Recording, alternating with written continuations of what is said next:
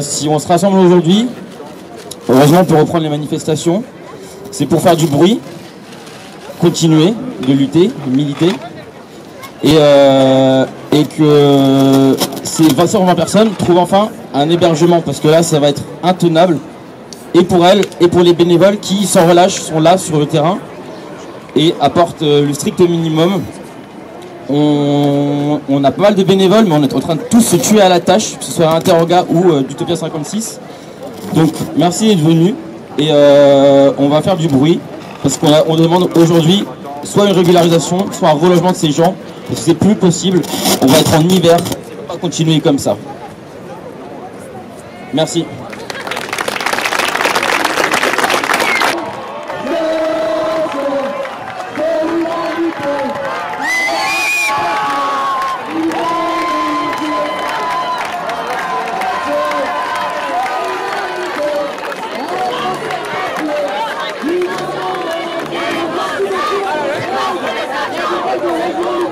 On est fatigué en fait parce que c'est pas une semaine, 2 semaines, c'est les premières tentes se sont montées en février. La mairie héberge effectivement 950 personnes tous les soirs, mais il y a une volonté affichée et assumée depuis février de ne pas aller au-delà. Donc ça coûte cher, on arrête là. S'il n'y a pas de sortie du dispositif, il n'y a pas de rentrée. C'est même pas une famille par semaine, par mois qui est pris en charge. Donc là on a 27 familles qui vont passer l'hiver dehors si la municipalité ne change pas d'avis. La préfecture affiche et assume aussi de ne plus prendre en charge les déboutés. Quand on sort de CADA, on n'est pas pris en charge au 115. Ou alors, si on a une grande vulnérabilité, pour nous ils sont tous vulnérables, hein. Même un bébé de 3 mois, un bébé ou un enfant de 7 ans, ils sont vulnérables. Mais pas au sens des nouveaux critères de la préfecture, qui impose au 115 des... je suis fatiguée. Qui impose des critères de plus en plus restrictifs. Madame, vous n'êtes pas assez enceinte. Madame, votre bébé a 15 jours, c'est bon, vous pouvez aller dormir dans une tente. Donc les quelques-uns qui arrivent à avoir des places au 115, c'est 1 semaine, 2 semaines maximum, et retour au campement, parce que vous êtes débouté, donc vous rentrez pas dans le nouveau parcours d'accès au logement.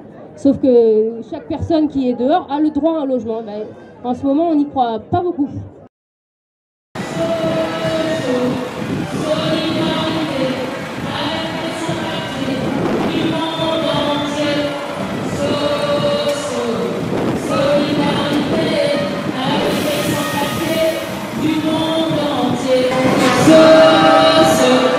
Solidarité avec les sans-papiers du monde entier.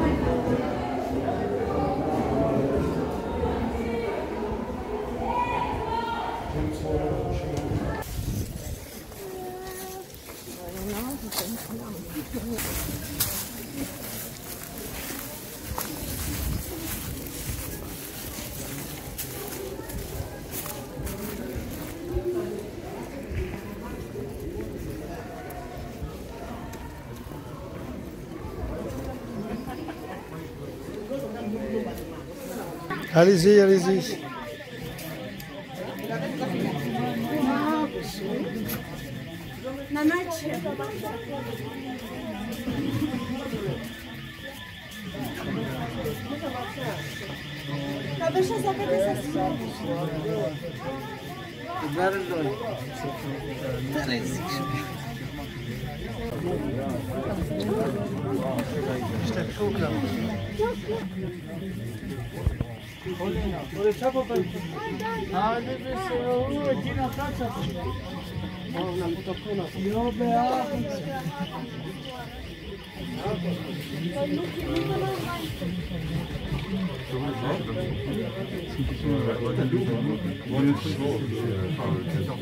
Parce que là, tu dois, c'est toujours chaud.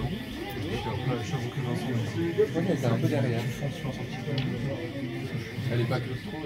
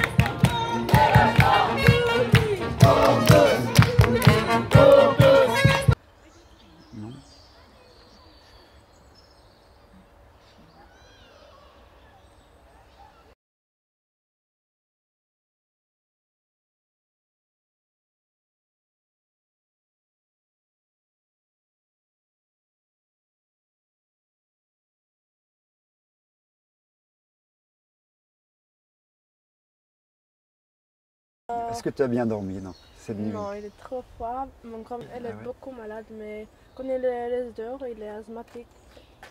Elle ne peut pas laisser dehors parce que c'est pas bien pour elle. Et vous dormez sur, c'est quoi? Ce sont des matelas? Qu'est-ce que vous avez pour dormir? Juste couvert. Vous n'avez pas de Non. matelas, même pas les matelas gonflables, Non. vous n'en avez pas? Juste des couvertures. Des Ouais. couvertures dessous Ouais. et des couvertures dessus? Ouais.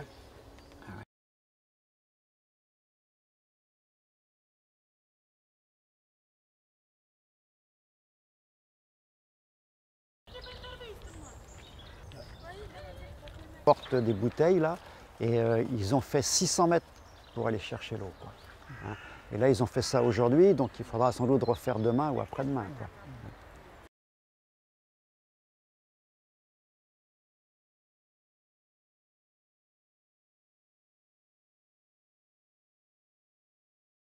Et quand le portable arrête, Quand on est ensemble, on a cherché le téléphone là. Quand on a parti au collège, on a... Ouais, j'allais en collège, 3e. Tu es dans quel collège, toi? Georges Brassens. Ah oui, c'est Heureux? Ouais. Ah oui, donc l'Heureux, tu es dans un... Tu dors ici aussi? Ouais. Et ton collège, toi, donc il est à peu près à 10 km d'ici, Ouais. collège d'Heureux.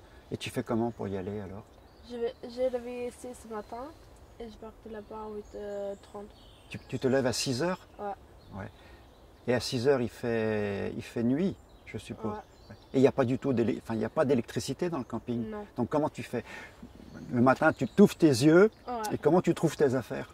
Avec le téléphone, une fois il est à batterie, une fois il n'y a pas de batterie. Ah oui, c'est le téléphone qui te sert de pile électrique. Et le matin, avant d'aller au collège, vous avez le temps de manger, de vous laver ou pas? Non. Non? Non. Donc- Il y a 2 semaines qu'elle ne fait pas de douche, tu vois. Ah oui, pardon. Là-bas, il y a juste de l'eau froide. Elle fait hier douche, mais avec de l'eau froide. De l'eau froide? Oui, parce que moi j'ai une question.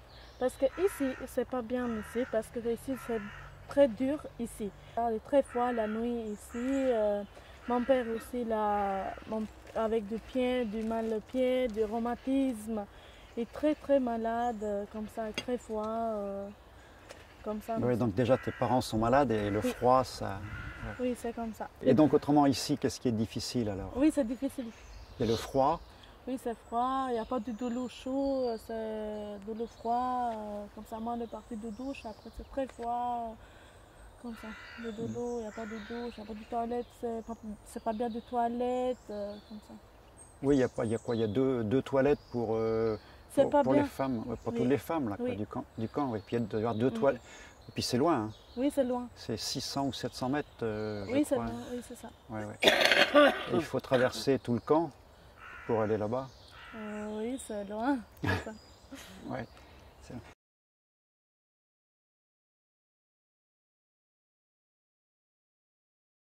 Je voudrais parler d'une première chose, c'est de l'inquiétude des parents. Moi, ce qui m'a frappé au camp des Gailloles, c'est l'inquiétude des parents par rapport à la scolarisation des enfants et l'inquiétude des enfants pour être scolarisés aussi. Et je voudrais faire une aparté là-dessus. Corinne en a parlé un petit peu, mais il y a une année, il y avait la marche des solidarités, la marche des sans-papiers qui est partie de Rennes, enfin, notamment sur Paris. Et on a demandé au collectif des sans-papiers de Rennes qui était en train de se former d'écrire un tract un petit peu, quoi, de dire ce qu'ils ressentaient. Et ça a été ça. On a peur d'être dans la rue. On a peur d'être arrêté. On a peur de ne pas avoir à manger. On a peur de ne pas avoir de logement. On a peur qu'il n'y ait pas de scolarité pour nos enfants. On a peur de ceci, on a peur de ça. Et moi, ça m'a pris les tripes, ce truc de on a peur, on a peur, on a peur. Quoi. Hein? Donc là, je commence par ça. Les parents ont peur que les enfants ne soient pas scolarisés. Les enfants ont peur de ne pas être scolarisés. Et si on arrivait tous ensemble à faire tomber ces peurs, je crois que ce serait déjà pas si mal que ça. Hein, ça, c'est très très important. Ils vivent avec les tripes à l'air au camp des Gailleuls, ils vivent dans des conditions très très dures, et il y a la police aux frontières qui débarque. C'est la folie pour eux. C'est vraiment la folie. Quand on n'est pas avoué, là je parle, ça me brûle les tripes, mais c'est vraiment important. Donc pour être accueillant, c'est mettre en place, enfin c'est utiliser toutes ces compétences d'une ville à destination des personnes exilées. Donc nous, l'idée c'est de ne pas faire de différence entre les personnes exilées et les personnes sur le territoire. Donc c'est que tous les services publics soient ouverts de manière inconditionnelle. Donc, ça peut être le loisir, la piscine municipale, l'accès aux tarifications solidaires, c'est de pouvoir scolariser les enfants, puisque c'est une compétence des collectivités locales de pouvoir scolariser dans les primaires. C'est après, en fonction de la volonté de la ville, ça peut aller plus loin par des tarifications sociales par rapport à la cantine, voire une gratuité de la cantine. Ça peut être... Normalement, la question de l'hébergement d'urgence, c'est l'État, mais du coup, les villes peuvent aussi mettre à disposition des logements municipaux pour accueillir en convention avec une association. Ça peut être plein de choses. Voilà, en fonction des compétences, ça peut être donc subventionner les associations qui travaillent sur ce terrain-là. Voilà, ça peut se dupliquer sur plein d'éléments. Depuis 2018, c'est globalement les villes qui viennent à nous parce qu'elles y trouvent plusieurs choses. Elles peuvent y trouver une forme de soutien. Il y a quand même beaucoup d'élus qui peuvent partager les valeurs, qui vont en parler à leur conseil municipal et ça va se passer en interne et c'est après qu'ils se retournent vers nous. C'est vrai que, hélas, on a une actualité qui peut être plutôt avec des discours de plus en plus xénophobes, clivants. Et donc du coup, il y a beaucoup d'élus, surtout les élus locaux, qui peuvent ne pas se reconnaître dans ces discours-là et qui, adhérer à l'Invita, c'est une certaine revendication politique d'un autre discours, etc. Et puis tout simplement parce que aussi, dans l'accueil inconditionnel, il y a quand même toute une part d'ombre, entre guillemets, des personnes qui sont sans titre, sans papier, etc. Et souvent, il y a un flou juridique, l'État ne les prend pas en charge et c'est à la commune si elle veut que personne soit dans sa rue, dans les rues, c'est à la commune de pouvoir mettre en place cet accueil-là. Et donc du coup, il y a aussi des collectivités qui adhèrent plutôt de manière technique, c'est-à-dire comment je peux m'outiller pour répondre à ces problématiques-là d'une manière beaucoup plus pragmatique, on va dire. Il y a une sorte d'inspiration, le fait que nous, on puisse collecter aussi des pratiques qui fonctionnent bien, où l'inclusion se passe bien, que les personnes accueillies, les personnes accueillantes, globalement, ça se passe bien. Du coup, ça inspire d'autres territoires. Déjà, on est un territoire qui accueille des gens d'horizons différents. Hein. De plus en plus, ça sera comme ça. Et je pense que c'est même un devoir de l'État d'accueillir des migrants. Et c'est assez scandaleux de voir les migrants être accueillis dans d'autres États qui sont en plus grande difficulté, comme le Liban, la Turquie. Et qu'en fin de compte, l'État français ne répond même pas à ce qui est le droit, les droits humains, avec notamment la Déclaration des droits de l'homme qui revendique que tout le monde doit avoir le droit à un toit, aux soins, à l'éducation. Et ça, ce n'est pas logique que les communes soient toutes seules à travailler ensemble. On met à disposition des logements, donc on ne fait pas payer de loyer, on finance également tout ce qui concerne les fluides, donc le chauffage, l'électricité, l'eau. Évidemment, on aide aussi financièrement puisque ces gens-là, n'ayant pas de papier, ne trouvent pas forcément de travail. Et ensuite, on regarde aussi à ce que ce soit les membres du CCAS ou des bénévoles qui puissent faire soit de l'alphabétisation, parce que les gens ne connaissent pas la langue. Donc c'est souvent des gens en retraite, orthophonistes ou ayant eu des compétences. On n'a pas d'association structurée, mais il y a un réseau de bénévoles. Et ensuite, c'est aussi l'accès à la culture, l'accès à l'école pour les enfants. C'est développer l'insertion sociale des familles, en entendant malheureusement qu'elles puissent avoir leurs papiers. Les familles qui ont pu avoir leurs papiers souvent restent au niveau de la commune et s'implique elle-même dans les associations. Mais malheureusement, on est de plus en plus avec des refus de carte de séjour. Un territoire accueillant, ça implique pas mal de choses, effectivement. Nous, en tant que municipalité, on s'appuie beaucoup sur les associations. Effectivement, on a la chance d'avoir une association très bien organisée, Accueil Réfugiés Bruzois. Et c'est vrai que grâce à cette association et au contact qu'on a ensemble et à tout ce qu'on a pu monter ensemble, on a, je pense, créé un territoire accueillant. On a effectivement, nous, la mairie, mis à disposition 9 logements, voilà, qui sont réservés avec des conventions avec l'association ARB et avec le concours du CCAS, évidemment, pour pouvoir accueillir des familles ou des personnes qui sont en exilé. Je pense qu'on est quand même une commune accueillante et il y a beaucoup de personnes, au contraire, qui sont bénévoles dans ces associations et qui font un travail remarquable parce qu'ils y passent du temps, parce que accueillir des gens, c'est pas seulement trouver un hébergement, c'est aussi les accompagner dans la recherche de leurs papiers, enfin d'un titre de séjour, puisque évidemment l'idée c'est pour eux d'avoir un titre de séjour, et puis c'est aussi les accueillir pour les aider, aider les enfants pour l'éducation, donc leur trouver des places aussi dans les écoles publiques. Enfin voilà, c'est un travail de tous les jours que font un certain nombre de bénévoles. Et ils font vraiment un boulot remarquable. Et nous, la mairie, on se repose beaucoup sur les associations. Je veux dire, s'il n'y avait pas les associations et s'il n'y avait pas le concours de la mairie, aujourd'hui, on ne pourrait pas être un territoire accueillant. Et donc, c'est important d'avoir ce concours avec la mairie, avec le CCAS et avec les associations qui œuvrent pour ça. On va dire. Après, dans l'accueil, il y a effectivement accepter celui qu'on ne connaît pas, qui vient d'ailleurs. Quelle que soit sa nationalité, un être humain, voilà. Donc être accueillant, tendre la main, aider la personne à se poser, à faire ou à refaire sa vie, voilà. Et en particulier pour les exilés, ça soulève forcément des tas de problématiques, l'accès, puisque certains n'ont pas de droits, et même quand ils ont des droits, ils ne sont souvent pas respectés par l'État.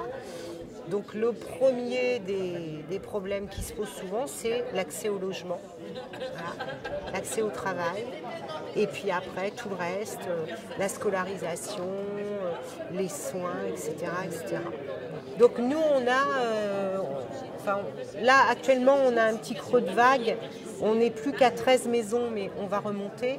Donc 13 maisons qui nous sont prêtées et qui sont sous convention, donc des trucs tout à fait légaux, dans lesquels on peut accueillir donc à peu près 150 personnes exilées qui sinon seraient à la rue. Voilà. Notre cœur de métier, c'est revendiquer l'application du droit au logement, c'est-à-dire c'est une action hautement politique, dire à l'État, vous avez des obligations à travers le code d'asile, le CESEDA, et le code de l'action sociale pour les personnes en situation de vulnérabilité, appliquer la loi, c'est un premier objectif. Deuxièmement, quand ce n'est pas appliqué, on accompagne les personnes pour une mise à l'abri et pour les aider à s'organiser et à aller vers l'accès à leurs droits. Voilà.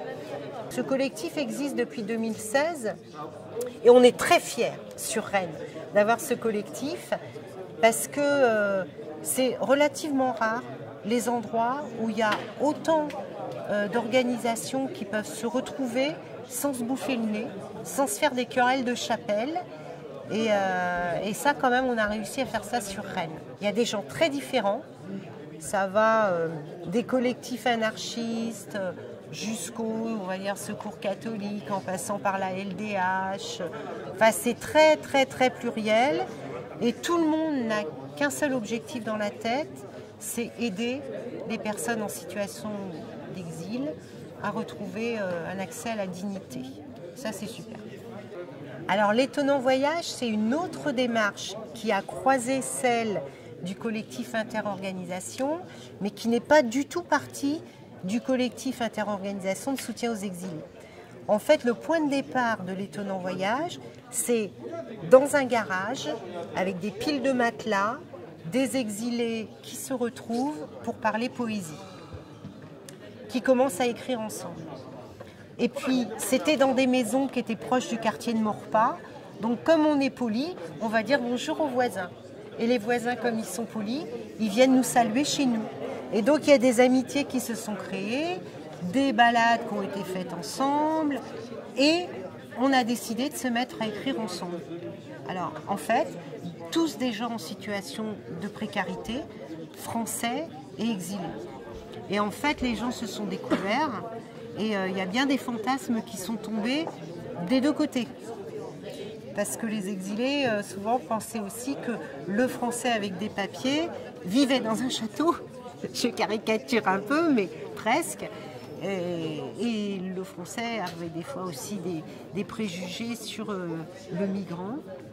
Et ils ont découvert que d'abord, il n'y avait pas le français et le migrant, il y avait des personnes. Voilà. Et donc, de là est née l'idée de se mobiliser français et étrangers, mais avec un mode d'expression un peu original qui est l'expression artistique. Donc on a décidé de publier un livre de poésie et de le porter jusqu'au festival Étonnant Voyageur par une longue de Saint-Malo, le long d'une marche, le long du canal.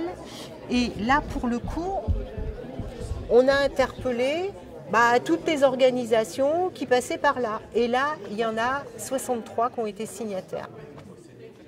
Et donc, il y a eu un afflux énorme, un énorme succès. 120 personnes au moins par jour à marcher. Chaque soir, 300, 400 personnes. À Saint-Malo, on était plusieurs centaines et 800 accueillis officiellement par le festival sous le Magic Mirror. Et on recommence cette année après 2 ans d'abstinence.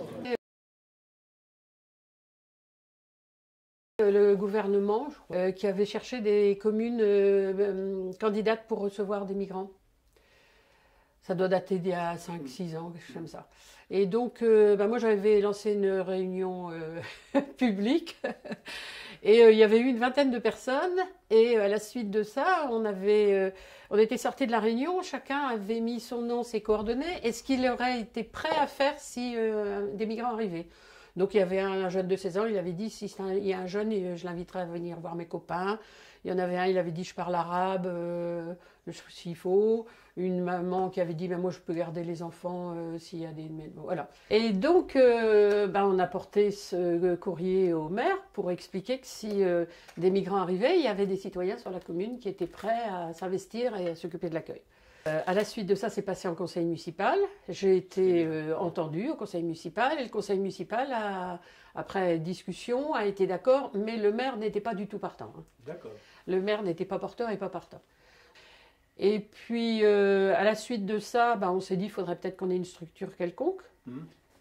Et puis, on s'est dit que c'était un petit peu bête que chacun dans son coin, on crée une asso. Donc, on a décidé de créer une association intercommunale. D'accord. Sur toute notre communauté de communes qui s'appelle le Val-d'Île-Aubigné. Et donc l'association s'appelle VIAMI, Val-d'Île-Aubigné Migrants, ou AMI. Voilà, maintenant on accueille donc plusieurs familles. Il y a alors la Comcom qui nous donne un logement pour 19 communes. Dans les communes, on a 3 logements. Après, c'est des particuliers, comme nous. Et donc, nous, on aide aux fluides. Et puis, après, comme toutes les assos, il faut trouver de l'argent. Là, on va refaire notre repas solidaire. Samedi prochain, on va ramasser les pommes. Et puis, le samedi après, on va vendre les frites à Emmaüs. D'accord. Et donc, là, on les implique pour qu'ils participent, quoi. Et puis... l'année dernière, donc au mois de décembre, quand j'ai entendu qu'il y avait des migrants dehors à la rue et que c'était la panique avec Utopia 56, je ne me suis même pas posé la question. J'ai dit, moi j'ai 2 chambres, je suis toute seule dans ma maison. J'ai pas le droit. J'ai même pas le droit. C'est une cohabitation d'une mamie qui va sur ses 70 ans avec 2 ados. Donc, j'avais pas mesuré que j'allais devoir faire de l'éducation. Mais globalement, ça se passe très très bien. Hein. Ils sont scolarisés, donc c'est une chance folle. Ça se passe très très bien à l'école, ils sont bien intégrés.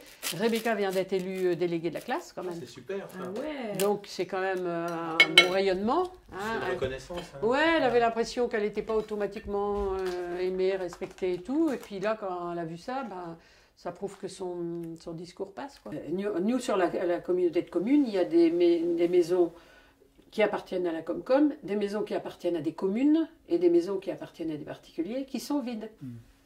Et si on voulait vraiment, quand on voit les deux maires, Pompéan et Bru, qui sont intervenus hier après-midi, si nous, on avait un maire comme ça ici, c'est évident qu'il y a plein de choses qui se débloqueraient.